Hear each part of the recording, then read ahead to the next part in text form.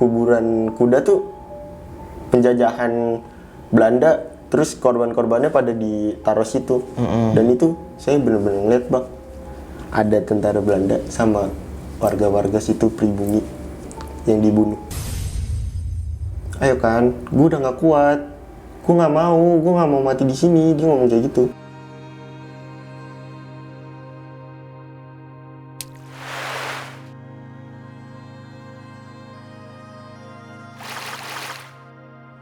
Saya ngeri bang, dia udah ngomong kayak gitu.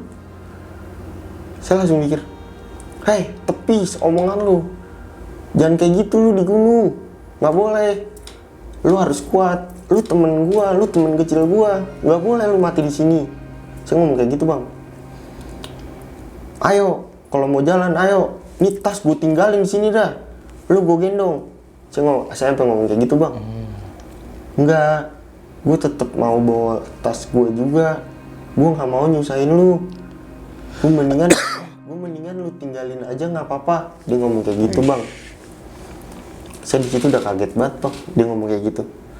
Saya mikir ini bukan dia. Udah kayak kerasukan. Cuman dia kayak masih diajak ngobrol tuh masih nyambung. Cuman perasaan saya tuh ini bukan dia. Udah ngaco tuh orangnya. Nah, udahlah. Karena ditarik-tarik juga sama Alpa, ayo udah jalan, jangan di sini.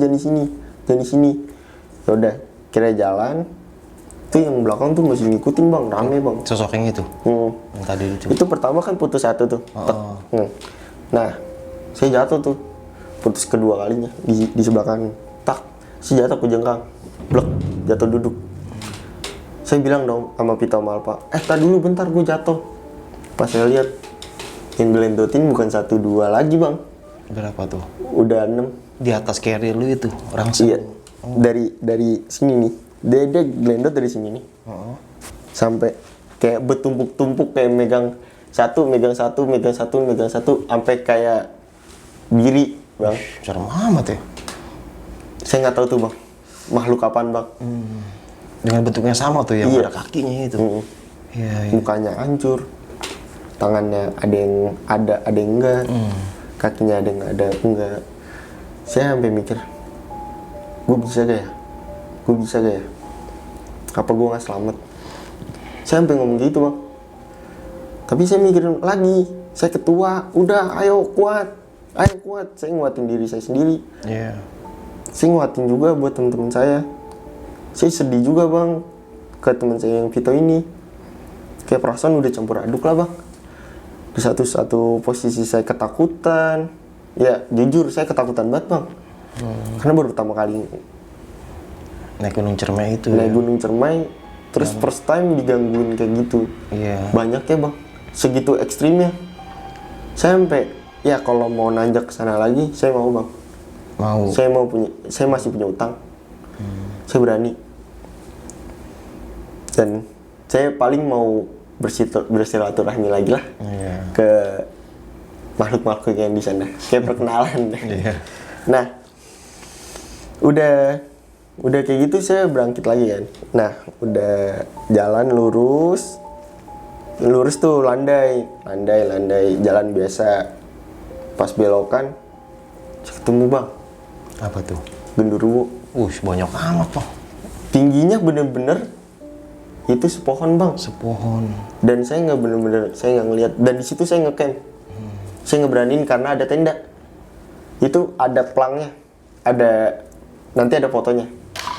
Ada pelang ini kayak penunjuk jalan lah bang. Itu ada di pos mana.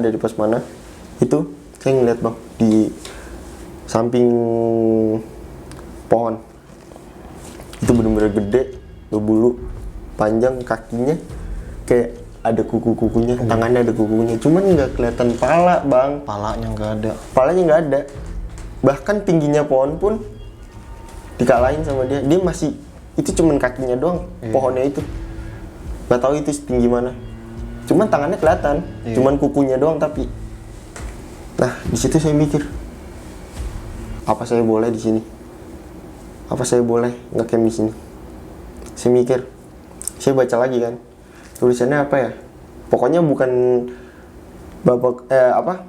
kuburan kuda ataupun pengalap, bukan. Sebelum kuburan kuda. Oh, berarti tengah-tengah jalur ya? Iya. Bukan di pos ya? Tengah-tengah jalur, cuman agak belok ke kanan karena di kanan itu ada tempat landai. Iya. Nah, di kiri ini jalur. Jadi jauh dari jalur, Bang. Dan tempatnya itu landai, Bang. Oh iya, jadi ada spot lah ya buat Iya, buka tenda spot sedikit buat lah ya. buka tenda sekitar 4 sampai 5 tenda lah. Iya, iya. Nah, di situ saya udah beraniin diri. Udahlah, saya ngetenda di sini. Saya ngetenda di sini. Teman saya udah, Bang, duduk gini, Bang. Nih, maaf ya, Bang. Saya naikin kaki saya, Bang ya. Iya. Dia gini. Dia gini ngeliatin saya. Ini Bang, kayak gitu. Saya kaget, saya takut. Saya gampar, saya pengen gampar. Lu ngapa? Ngeliatin gua kayak gitu. Lu kesurupan. Saya ngomong kayak gitu. Dia ngomong. Cing, dia nggak ngomong, Bang. Diem aja. Cuman mulutnya gerak. Kayak dia ngomong, tolong. Cuman saya mikirnya, udahlah, gue harus bawa dia ke dalam tenda secepat mungkin. Makanya Alpa, Bayu, Abil, Bang, saya di sini, Bang, ya. Saya merasa gagal, Bang, sebagai ketua sebenarnya. Soalnya saya nggak bantuin apa-apa pas diriin tenda. Malah yang 3 pemula ini yang diriin tenda. Iya. Cuman saya ngejagain yang satu ini, Bang. Yang sakit ini nih. Yang tadi Satu diem. posisi saya merasa kecewa karena saya nggak diriin tenda. Cuman satu posisi saya harus jaga dia. Kalau nggak ada yang jaga dia, siapa lagi, Bang? Orang yang satu tenda di tengah-tengah saya itu lagi tidur pulas, Bang. Singkat cerita udah jadilah tenda jadi urutan yang gini. Ini tenda pertama yang di dalamnya itu ada Alpa, Bonek, Abil. Di tenda sini tuh ada pendaki lain 2 orang. Oh, ada pendaki juga di situ. Nah, di sini saya. Jadi madep begini, Bang, nih. Nih, saya madep ke sono. Pintunya yang resletingnya tuh. Nah, yang tenda ini madep sini. Kayak ngadep ke sini, berbalik ke saya. Ininya apa namanya? Resleting depan. Resletingnya. Nah, yang ini resletingnya kemari ke sini, ke arah sini. Nah, udah masuk tuh. Saya bertiga udah masuk, udah bebenah, udah kayak ngerapin baju, ngerapin ini, yang keringnya udah lempar lah, tau lah kemana lah. Yang penting besok ketemu lah gitu. Iya. Yang penting anggetin badan dulu. Ya udah, dia udah ngomong lagi, udah bisa ngerokok lagi, canda tawa lagi. Dia ngomong kayak gini. Tadi gue ngeliat sesuatu di jalur. Dia kayak ketemu ular, Bang. Ketemu ular. Cuman dia tuh mikirnya gini, kalau ular pasti ada pala, ada buntutnya. Cuman dia mikir, ini nggak putus-putus, Bang.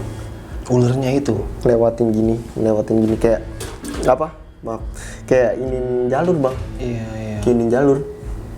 Oh, panjang nggak habis-habis. Iya, nggak bisa habis. Dan dia berhenti, dia ngeliat itu mulu setiap kali berhenti. Makanya dia kayak ketakutan. Cuman dia nggak mau cerita karena emang sepakat semuanya kalau ngeliat apa-apa jangan diceritain satu sama lain. Ya udah, dia berani cerita karena saya juga kayak kelihatan dia mungkin saya berani lah. Iya. Dan mas saya takut juga, Bang. Iya, apalagi dia ngerasain juga kan. Mungkin saya yang paling ekstrim dari 5 orang ini. Nah, dari situ udahlah, si Bayu ini ngomong, ya udah nanti gue yang bawain makanan, soalnya logistik semuanya di kompor sana, di tenda yang isinya Alpa, Bonek, Abil. Iya. Dibikinin lah sama dia. Saya duduk bertiga kayak bincang-bincang, kayak ngomongin yang di jalur, terus nyeletuk, kita besok summit jadi gak ya? Bisa gak ya? Mungkin nggak bisa. Ada yang nyeletuk gitu. Nggak bisa, kita nggak bisa summit semua, nggak bisa muncak juga, kita bakal gagal. Ada yang ngomong kayak gitu, Bang, satu. Gue nggak bisa sebutin namanya karena dari orangnya itu pun dia bilang jangan sebutin nama gue pas lagi ngomong ini. Ya udah, saya cerita udah kelar lah, dia masak. Udah, Bayu dipanggil sama Alpa.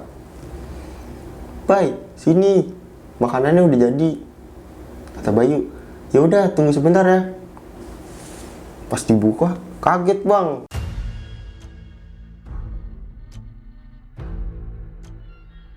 Pas dibuka, kaget bang. Kirain kuntilanak, ternyata jas hujan. Oh, Digantung. Sengaja banget emang Alpa bang. Iya, Kurang ajar tuh orang tuh. kelakuan sama si Alfa tuh. Kaget lah, bayangan putih juga udah kaget buka pintu. Terus. Nah, ya udah, saya kaget bang bertiga, sontak di dalam tenda. Astagfirullahaladzim, itu yang dua orang ini bangun bang. Saya kesian juga, malah ngoroknya kenceng banget lagi. Terus. Nah, udah dia keluar tuh, masuk lagi. Kayak bawa makanan, bawa minuman, bawa susu, kopi. Udah kelar lah makan. Nah, Bayu ngomong, nanti kita summit jam 2 ataupun jam 3 pagi. Oke. Nah, mulailah di sini yang bener-bener ekstrim menurut saya dan di luar nalar. Iya. Di luar logika. Saya yang ngalamin sendiri. Bener-bener itu saya kebangun. Karena ada suara langkah kaki, Bang. Kayak langkah kakinya tuh enggak maksudnya bukan kedeketan, cuman kayak gimana sih? Dia langkah nih, 1 berhenti 1 detik, kayak langkah kakinya gede banget bang. Dan situ juga saya kaget bang, ini apaan ini? Ini apaan? Saya bangun, saya nggak mikir apa-apa lah, saya ngeliat jam, wah jam 2, kata Bayu summit. Ya udahlah, akhirnya saya keluar tuh tenda, saya kaget lagi bang. Apa tuh? Itu jas hujan yang saja. tadi. Iya. Oke, iya. Lupa tuh ya. Iya. Cuman pas saya kayak gini, pas saya nengok ke kiri, ada 2 kunti bang duduk. Beneran? Beneran. Oke. 2 kunti duduk. Pas saya nengok, dia nengok ikut juga. Cuman nengoknya kayak nengok, bukan nengok cepet bang. Dia nengok kan aturan, ini kan seharusnya kalau misalkan saya nengok kayak gini, dia nengok kayak gini bang ya. Iya. Dia kayak gini bang, muter bang kepalanya. Oh, palanya muter. Kayak burung hantu. Nah dia muter bang, dua-duanya bang. Mukanya itu kayak gimana tuh bang? Cuman kali ini cakep bang. Nggak ada coet-coetan, cuman cakep. Kayak baru dirias dah gitu. Saya di situ juga merasa nggak takut dan takutnya juga. Nah, singkat cerita, saya udahlah udah amat. Mungkin saya halu karena saya baru bangun tidur. Ya udah, saya beraniin diri buat ke tenda. Nah, di sini bang keanehannya. Tenda kan tadi urutannya gimana? Ini Iya, hadap-hadapan sama gini, pintu segini. gini. Nah, tapi ini beda bang. Yang ini yang beda. Ngapa tuh? Ini jadi begini. Jadi yang pintu ininya kebalik ke belakang bang. Oh iya, awalnya kan depan sini kan? Awalnya kan madep tenda saya. Nah, ini malah ke jalur bang. Ke jalur. Kata saya, kok pindah? Nggak mungkin dipasak pindah dong. Iya. Nggak mungkin. Saya masih mikir, mungkin ini dipindahin malam-malam waktu saya nggak tahu. Mungkin lebih fresh gitu. Ada angin masuk. Kan karena dari jalur kan bang. Ada angin masuk. Cuman pas saya buka, saya panggil bang, bonek. Karena yang paling dekat itu bonek. Nek, bangun, ayo kita mau summit. Ayo, udah jam 2 ya, G. Ayo apa, bangun. Dia ngomong gini, gak mau gua. Dia ngomong kayak gitu. Cuman, saya ngeliat nih bang nih. Itu palanya Alpa bang. Di palanya Alpa ada kaki bang. Ada kaki. Ternyata lagi duduk. Jongkok duduk gini bang. Di palanya si Alfa gitu. Cuman dia nunduk bang, kayak gini. Iya. Nggak ngapa-ngapa, cuman dia diem dong, nggak nengok sama sekali, nggak ada ketawa ataupun kayak nangis, itu nggak, dia cuman diem doang.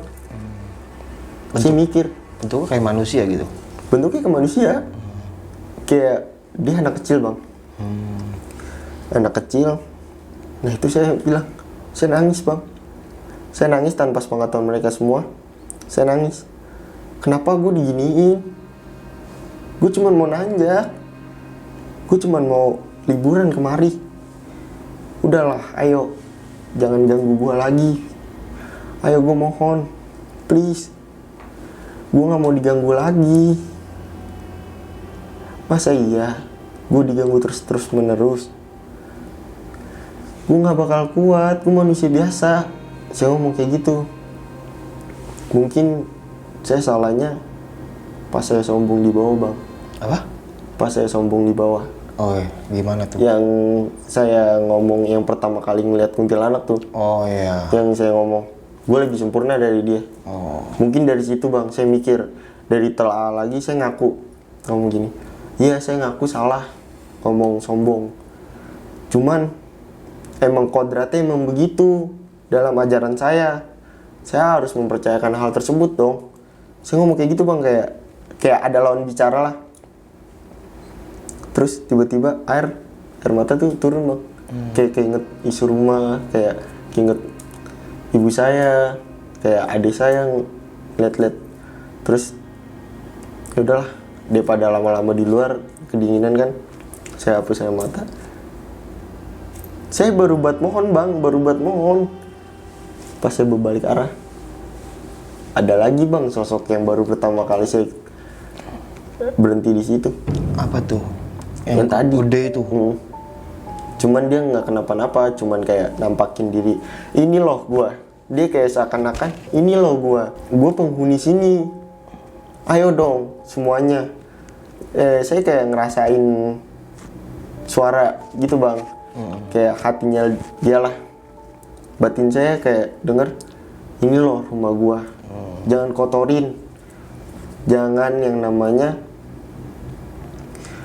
berbuat kayak zina.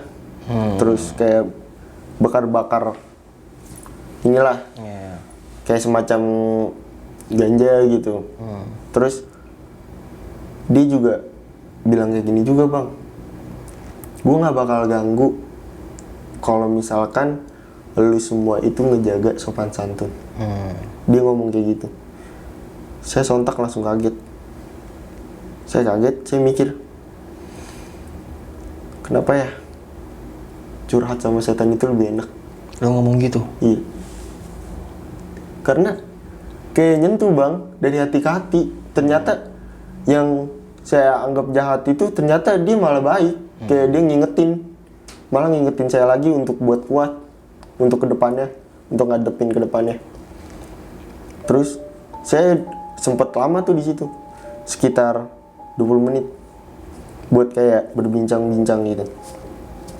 Nah, singkat cerita, udah selesai, saya izin ngomong suara kayak suara, ngeluarin suara. Punten mbah, saya mau masuk ke dalam. Maafkan saya dan teman-teman saya kalau misalkan keberadaan saya mengganggu mbah di sini. Saya ngomong kayak gitu bang. Iya. Cuman dia tiba-tiba hilang gitu aja bang, nggak ketahu kemana. Jam berapa tuh posisi bang Arkan? Kayak posisi udah jam 3. Jam 3 pagi? Iya, karena saya ngalamin dari keluar tenda itu sampai yang ketemu ini sejam lebih bang. Iya. Kayak sejaman lah, kurang lebih sejam. Nah saya masuk lagi ke tenda, udah tidur lah, tidur. Ternyata nggak nyampe bang. Nggak nyampe apa tuh? Nggak nyampe di situ juga. Oh masih lagi? Pas lu masuk dalam tenda tuh? Ada poci bang. Dalam tenda lu? Oke. Ada poci samping. Jadi Pito. Jadi saya tidur di tengah-tengah bang. Nih di samping Pito persis bang. Di sini semuanya tuh alat-alat baju yang kayak misalkan logistik. Terus yang kotor-kotor di sebelah Bayu bang. Nah itu di sini bang. Di sebelah Pito. Kalau saya masuk ngelangkahin, udahlah saya udah kepalang tanggung, udah dingin banget bang. Iya. Udahlah saya masuk, saya langkahin bang. Saya langsung meluk Bayu bang. Tanpa mikir panjang dia cowok ataupun cewek, udah saya udah meluk. Yang penting saya nggak mau ngeliat dia. Soalnya dia ngeliatin saya bang. Kayak tidur begini, dia ngeliat ke arah saya, bukan ke arah Pito. Dia ngebelakangin Pito. Nah Pito ngebelakangin dia juga. Nah di situ saya udahlah. Saya ketakutan sambil kayak ketakutan gitu, ternyata ketiduran. Bangun-bangun sekitar jam 7. Jam 7 pagi? Oh akhirnya lu nggak jadi muncak apa gimana tuh? Jadi bang. Jadi muncak? Jadi awalnya gini, bangun kan, makan. Nah konfirmasi tuh, ini pada jadi muncak kak? Saya ngomong kayak gitu kan ke mereka berlima. Si bonek nyaut, udahlah nggak usah muncak, kapan-kapan aja kita balik lagi ke sini, kita punya utang di sini. Dia ngomong kayak gitu. Nah si Bayu nyaut, ya nggak bisa kayak gitu dong, gue harus mau muncak. Si Pito juga, saya juga mau sih sebenarnya bang. Nah Alpa ngikut bonek, udah gue jaga tenda aja, kalau misalkan lu mau nanjak, gue jaga tenda. Saya ngomong kayak gini, Pah di gunung gak bakal ada yang mau maling Pah, paling yang penting lu bawa barang-barang berharga kayak jam, dompet, HP, itu yang terpenting lah buat kayak komunikasi, buat kayak ke rumah gitu. Iya. Taruhlah di celana gitu, ataupun tas kecil bawa. Nah udah gitu, udah cekcok tuh bang, cekcok hampir pengen panas gitu. Cuman saya ngademin dah, ya udah mendingan nggak jadi semuanya. Saya ngomong kayak gitu, ya udah nggak jadi semuanya. Nah Bayu ngomong gini, ayo nyong kita nanjak berdua aja. Saya ngomong kayak gini, ya udah ayo Bay, tanpa sepengetahuan dia apa, kita kasih tahu dulu. Saya ngomong kayak gitu kan, udah kasih tahu aja dulu, kan si bonek sama si Alpa juga dia maunya di sini. Terus Pito sama Abil mungkin mau di sini juga, karena dari kondisi juga Pito capek. Kalau Abil bang, dia bener-bener dia pemula nih bang, cuman fisiknya kayak ya kuda lah bang. Strong ya. Strong banget bang. Nah di situ posisinya udah kayak gitu, udah briefing lah. Udah setuju, saya berdua sama Bayu mau nanjak. Tiba-tiba Vito ngerapihin alat-alat bang, kayak dia siap buat nanjak, ikut saya. Saya ngomong kayak gini, lu mau kemana tuh? Rapi banget, gue mau ikut lu. Dia kayak ngomong kenceng, kedengeran lah sama mereka bertiga nih, tenda sebelah sini. Lu mau kemana? Lu maksa banget. Dia ngomong kayak gitu, lu maksa banget mau nanjak. Saya ngomong kayak gini, gue nggak maksa, gue cuman mau temenin Bayu mau nanjak, gue juga mau nanjak, gitu bang. Terus si bonek nyaut lagi, lu mau turun jam berapa? Ini udah mau siang loh, padahal masih jam 8 jam 9 bang. Iya. Kata saya ngomong gini kan, mungkin ya gue jalan dari sini jam 8, gue bakal turun jam 9, walaupun gue nggak nyampe puncak, gue bakal turun jam 9. Saya ngomong kayak gitu kan. Ya udah, kalau lu mau setujunya kayak gitu, ya udah, gue di sini berempat, lu berdua sama Bayu ke atas. Ya udah briefing, ternyata ada yang nggak setuju bang. Apa tuh? Dari 4 orang ini, saya nggak bisa sebutin namanya. Dia ngomong kayak gini, nggak bisa kayak gitu, gue kesini mau ke puncak, gue harus ikut, ayo gue mau ke puncak. Dia ngomong kayak gitu kan. Saya ngomong kayak gini, ya nggak bisa kayak gitu dong, tadi persetujuannya gimana? Gue berdua doang kan sama Bayu, ini kalau misalkan dirombak lagi pasti ngikut semua. Saya ngomong kayak gitu. Ya udah gue mau ikut, dia tetap kok bang, kayak mau udah gue ikut kayak maksa. Ya udahlah, akhirnya saya ngomong kayak gini tuh ke mereka berlima, ya udah gue lepas semua, lu mau nanjak rame-rame ayo, gue yain, gue turutin sekarang. Kemauan lu apa gue turutin sekarang, mau lu apa kek, mau kayak mau jalan duluan, mau kayak mentingin diri lu sendiri, ya udah lu jalan dulu. Saya ngomong kayak gitu kan bang. Terus ada yang dewasa lah, Alpa, karena paling tua saya sama Alpa doang di situ posisinya.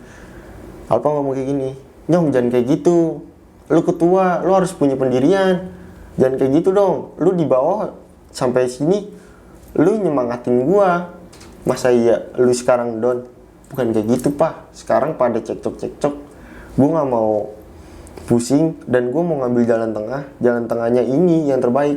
Saya ngomong kayak gitu, lu tetap akuin gua sebagai ketua, dan gue bakal ngatur semuanya, atau lu sebagai nganggep gue sama rata sama lu di sini, dan gue nggak bakal mau yang namanya ngatur-ngatur lagi.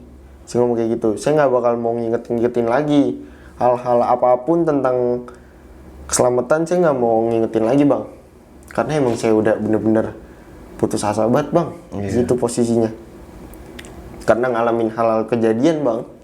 Di satu sisi saya sedih, marah, kecewa, terus saya mau bahagia pun saya nggak ada kata-kata bahagia bang. Di dalam kamu saya di saat hari itu. Pada akhirnya saya ngomong kayak gini, lu mau ngikutin gua apa enggak?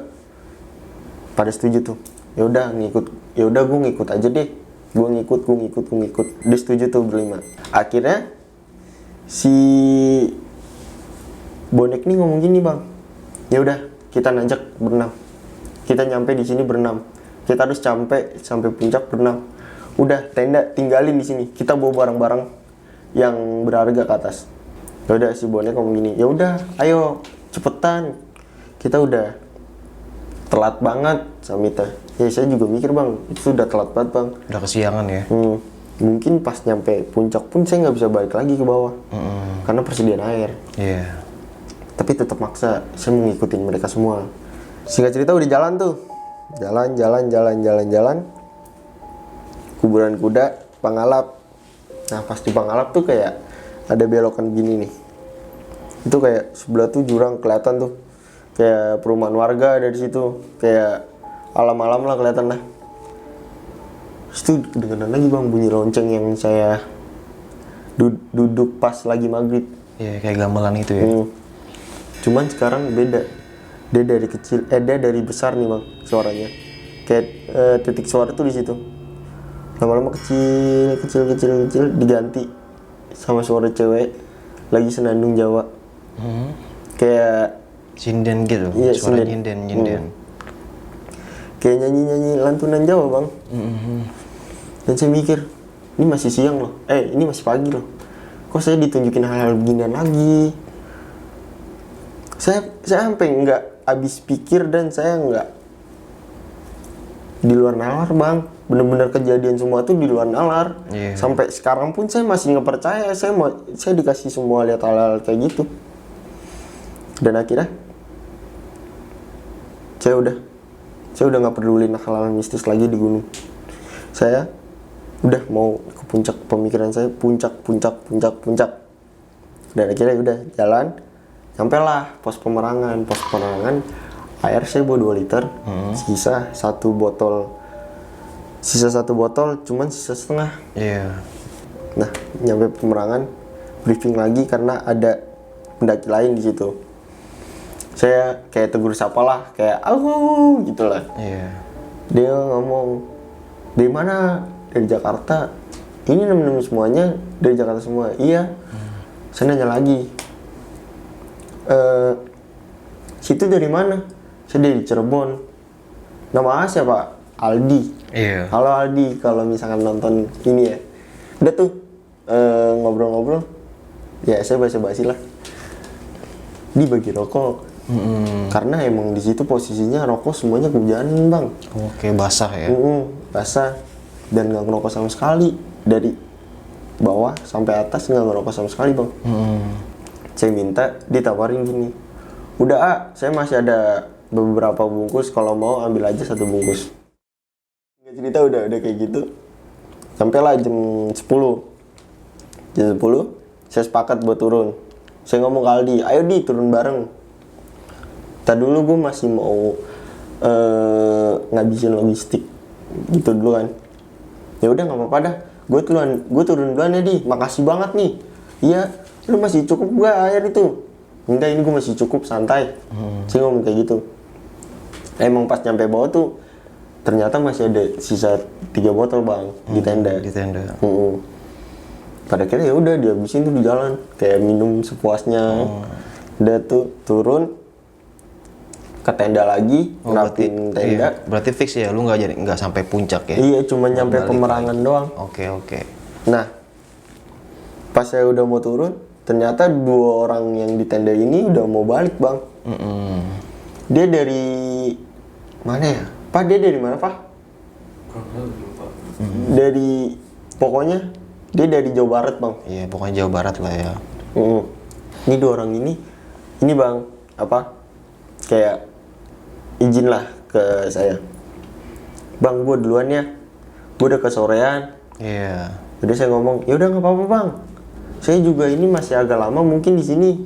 Ini masih agak-agak lama nyopot-nyopotinnya. Nggak udah, gue jalannya lama kok bang. Kayak jalan santai. Mungkin ntar kekejar lah sama lu. Fisik-fisik lu kan masih pada kuat, masih pada muda, kata dia gitu. Iya, iya. Saya ngomong, iya bang, bisa aja. Saya ngomong kayak gitu bang. Dia udah kayak udah hilang lah dari pandangan mata saya. Udah kelar. Ayo buru-buru. Ya udah, berdoa dari saya ngecamp sampai bawah tuh nggak kejadian apa-apa bang. Sampai base camp. Oke. Oh iya, saya lupa bang. Di kejadian jam 2 itu ada geluduk loh bang. Jam 2 siang. Enggak, jam 2 pagi. Saya lupa bang, ini ketinggalan. Iya, iya. Jam 2 pagi itu ada pohon tumbang bang. Pohon tumbang. Saksinya ada Aldi. Dia ngelewatin jalur tumbang itu. Nah, itu bener-bener tumbang. Kayak pohon gede banget nih, tumbang di sambar geledek bang. Oh, kena geledek. Sambar petiri itu. Saya mikirnya mikirnya ini bang, longsor. Iya, iya. Saya ngeri. Ya udahlah. Ya udah, emang karena saya capek ya udah tidur lagi. Itu geluduk bang, bener-bener geluduk gede banget. Geluduk ya. Bisa ngenumbangin pohon. Sampai tumbang, jadi serem banget. Nah, balik lagi lah ke sekarang. Pas saya mau jalan turun, tuh nggak ada apa-apa lagi bang. Happy, ketawa-tawa, ngobrol. Jam berapa tuh sampai base camp tuh? Sampai base camp jam 2. Jam 2 siang. Oke. Nih Bang Arkan, pas tadi yang lu bilang lu ketemu kayak lu masuk dimensi lain nih Bang. Di situ kayak ada zaman Belanda gitu ya. Iya, yang dibunuh-bunuh itu bener-bener nyata Bang depan mata lu itu. Bener-bener bang. Iya. Kayak gimana sih kita ngelihat film nih, kayak ngeliat film. Iya. Cuman kita ada di dalamnya. Kayak perasaan kita ada di dalam tersebut, kita ngeliat dia. Dia ngeliat kita bang. Cuman dia kayak merasa nggak peduli, kayak udahlah bodo amat. Kayak bodo amatan, cuman saya ngeliatin dia bang dari bawah, kayak ngebawa ini tandu kayak itu isi kayak belerang bang. Dari bawah, ada yang dari atas, terus ada yang udah kurus banget dibunuh di tempat bang. Terus kuda juga kebanyakan ada yang ternyata kuburan kuda itu emang bener mitosnya bang. Itu kuburan kuda ternyata emang bener kuburan kuda. Di situ. Emang banyak. Kayak saya bisa ngelihat sampai puncak bang. Pas nyampe baru pertama kali itu, saya langsung bisa nyampe puncak. Kayak ngelihat sekelibat gitu. Kayak dikasih gambaran selama 10 menit bang. Kan saya agak lama juga tuh masuk kayak dimensi gitu. Saya diceritain kayak ini nanjak turun ini semuanya kayak di Bapak Tere mitos-mitosnya bang. Kan kata abang saya mitosnya itu ada bapak tiri yang ngebunuh anaknya. Ternyata saya ngeliat juga bang yang dibunuh. Cuman saya nggak tahu itu jenis kelaminnya apa si anak ini. Cuman yang terpenting dia masih kecil dibunuhnya. Bapaknya sadis banget bang. Dan lu ngeliat itu? Ngeliat. Oke. Dan kalau suatu saat nanti lu ke Cerme, rencana tahun kapan? Tahun ini, 2022 nih, mau balik lagi atau tahun ini bang? Entah kapan, tahun kapan gitu? Tahun ini. Rencana tahun ini nih, balik lagi nih. Oke. Mungkin setelah gua ulang tahun lah. Ya, oke, baru ke sana. Berarti nggak kapok ya Cerme? Nggak kapok. Menurut lu tuh Cerme itu gimana bang? Maksudnya mistis, seksi atau apa gitu kan? Cerme itu eksotis gitu kan? Bagus batu gunung. Menurut saya belajar dari pengalaman itu lebih baik bang. Iya. Karena pengalaman itu lebih berharga daripada apapun. Iya, apalagi seorang leader ya bang. Yang namanya leader itu udah siap mental ya, udah siap menghadapi suatu hal yang tak diinginkan dan sebagai penengah gitu kan. Jadi ya siap fisik sama ya sedikit belajar lah sebagai leader gitu kan. Penengah ya kan, penanggung jawab. Saya nganggapnya Gunung Ciremai itu adalah gunung yang sangat top tier bang. Top tier ya. Karena di situ semuanya dapat bang. Yang saya nggak ketemuin di gunung kayak saya pernah nanjak Gunung Gede, terus Cikuray, Guntur, itu nggak ada di tempat 3 ini. Nggak ada. Maksudnya nggak ada suasana. Penampakan gitu ya. Enggak, penambakan mah ada. Nah, Cuman kalau Ciremai nggak sebanyak yang di Ciremai bang. Oke. Nggak ada pelajaran yang maksudnya nggak ada pelajaran yang terlalu penting buat diambil. Iya. Itu. Di sini saya banyak dapat pelajaran. Mungkin saya kurang baik dalam hal leader gitu. Ya, namanya Masih orang ada egois proses gitu. lah, proses pembelajaran ya gak? Saya baru pertama kali tuh bang jadi leader. Iya. Nanjak gunung. Ya sebenarnya sih kalau leader itu sebenarnya manusia harus punya jiwa leader dalam diri sendiri sih, gitu. Ya ibarat kata, ya namanya kita hidup ya harus bisa menjadi leader buat diri sendiri kan gitu sih. Cuman kalau ya enak aja leader, kurang capek kan ya? Iya capek. Ya, lagi jadi capek gaya. banget, bang. Jadi, oke nggak apa. Capek banget bang, saya jadi ketua. Ya, tapi seru. Iya Puas seru gitu banget, ya. seru.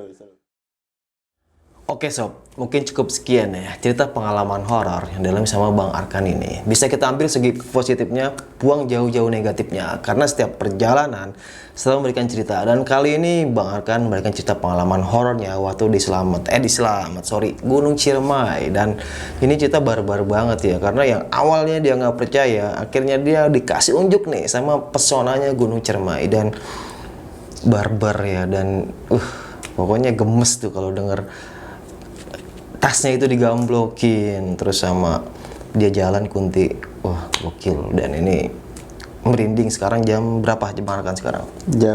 Sekitar jam 12. Sekarang jam 1. Hampir jam 1 malam. Dan kita gibah misterinya tengah malam guys. Barbar gak tuh orang? Janjinya mah jam 8 jam 9 tapi datang jam 12. Dan saya kuliah. suasana di sini barbar. Oke, sampai jumpa di selanjutnya. Assalamualaikum warahmatullahi wabarakatuh. Thank you Bang Arkan ya. Yuk. Kita ngopi lagi. Oke bang. Dadah.